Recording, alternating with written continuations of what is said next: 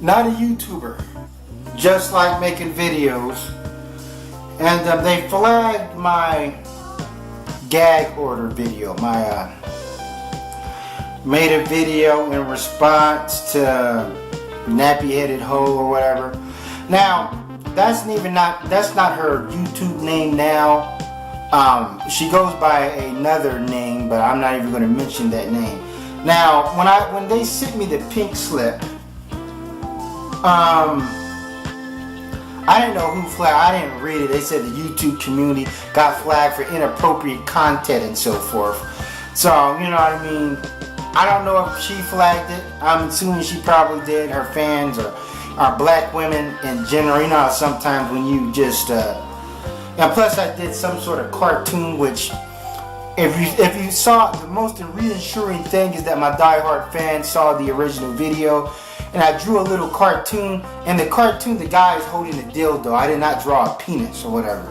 You know, I'm like, you can do, I've seen people do YouTube videos where they're holding dildos. I just drew one, and I don't know, it's kind of like, the cartoon was some sort of explicit, but it didn't have really any nudity in there, so, but I'm assuming she flagged it because that was the fastest video of mine ever got flagged. You know, the last time videos of mine got flagged when I started making videos in repetition against Tommy Sotomayor.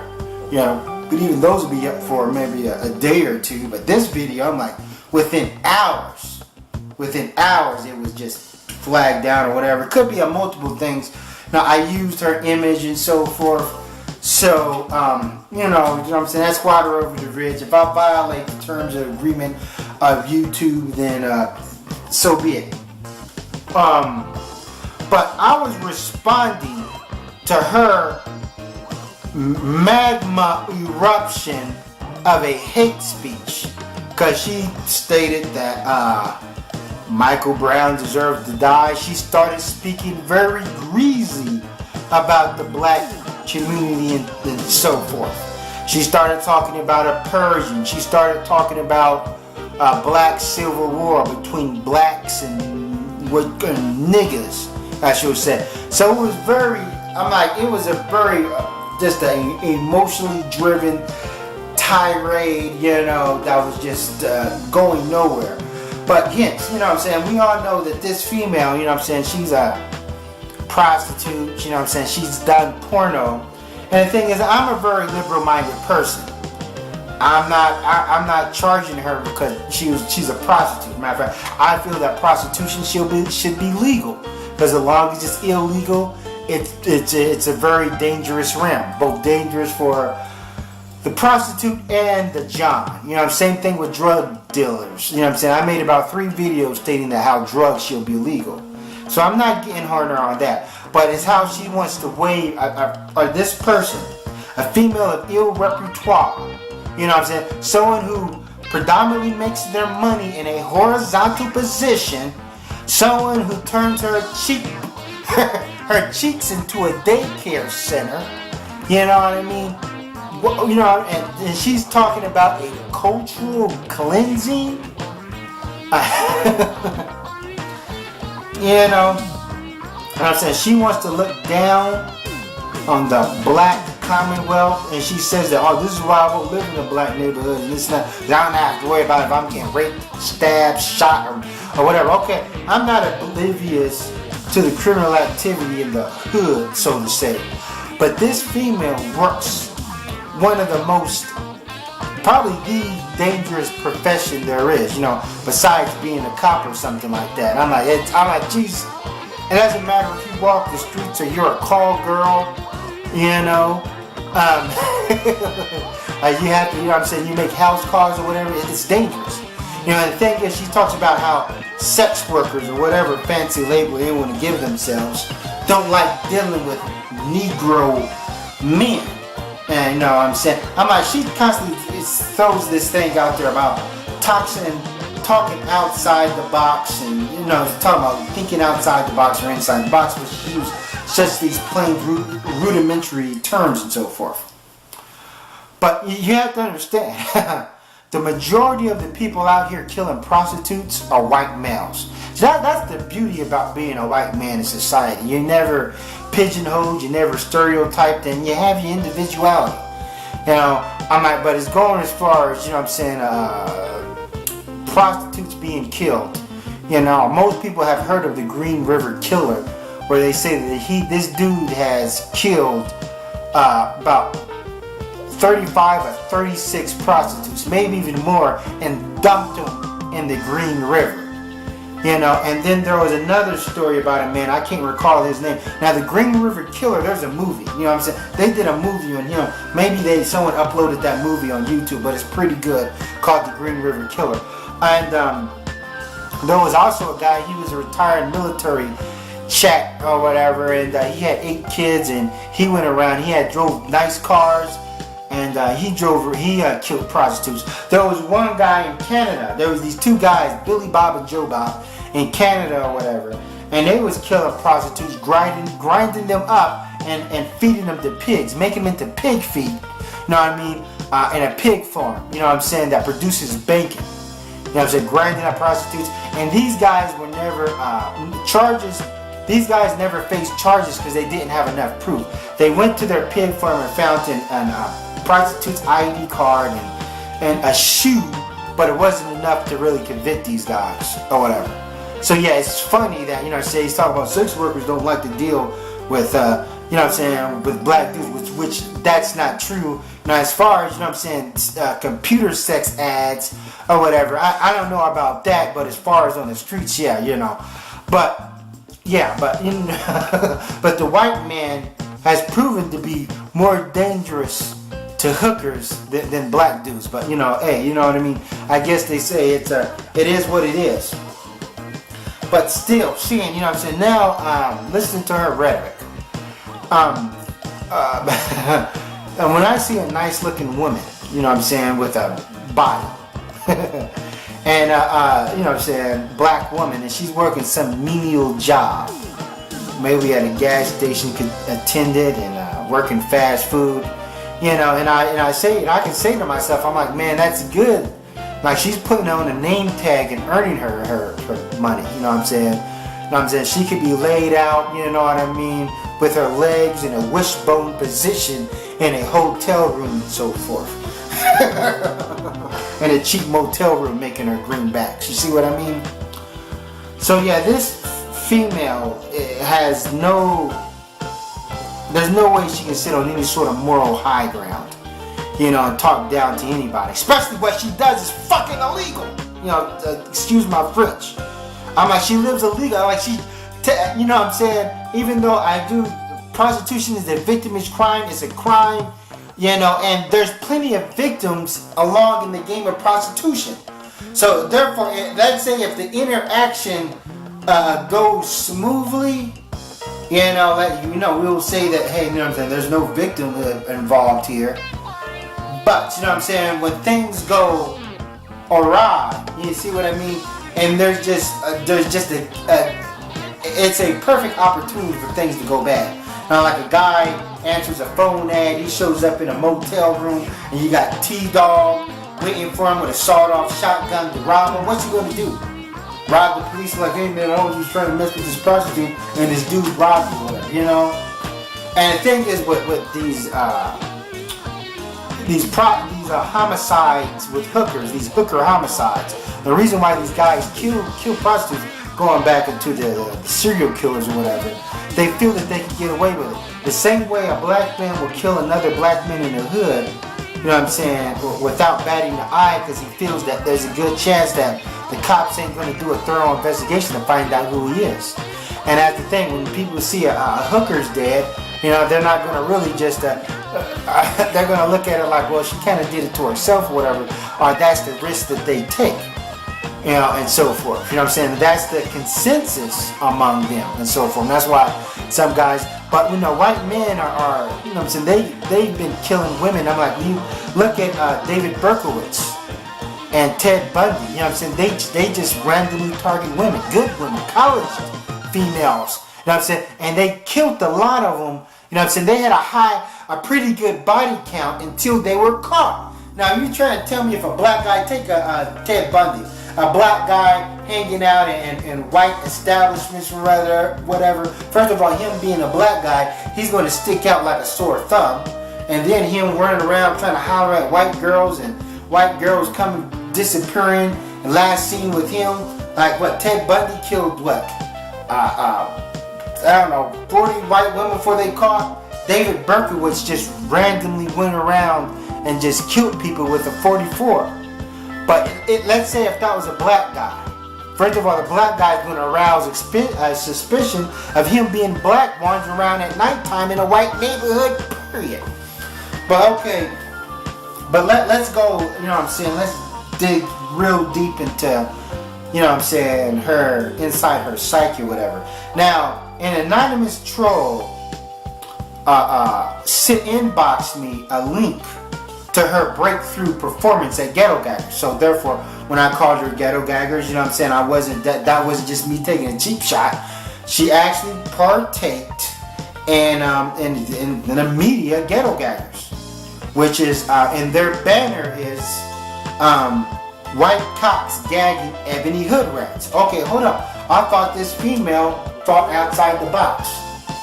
You know, but she allowed herself to be in this category, because that's what it says, ebony hood rats. So I'm figuring she has to be the ebony hood rats because it's white cocks gagging ebony hood rat. She partaked in a website called Ghetto Gaggers.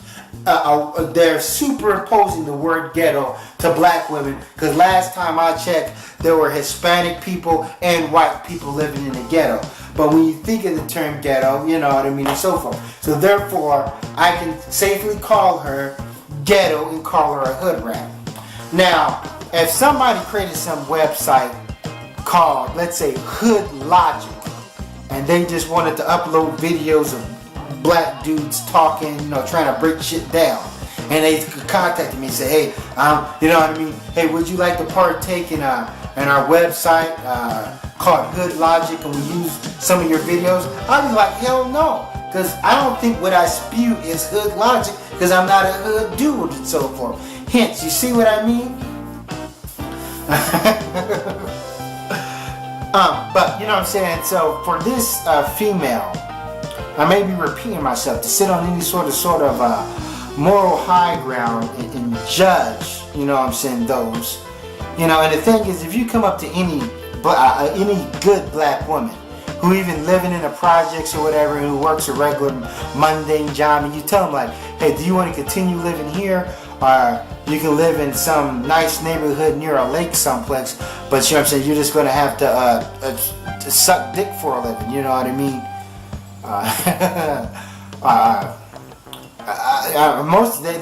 They'll recline on that, you know what I'm saying? A good one would recline. And I don't even know what neighborhood nappy-headed hoe lives in, you know what I mean? She could live in the projects herself, I don't know.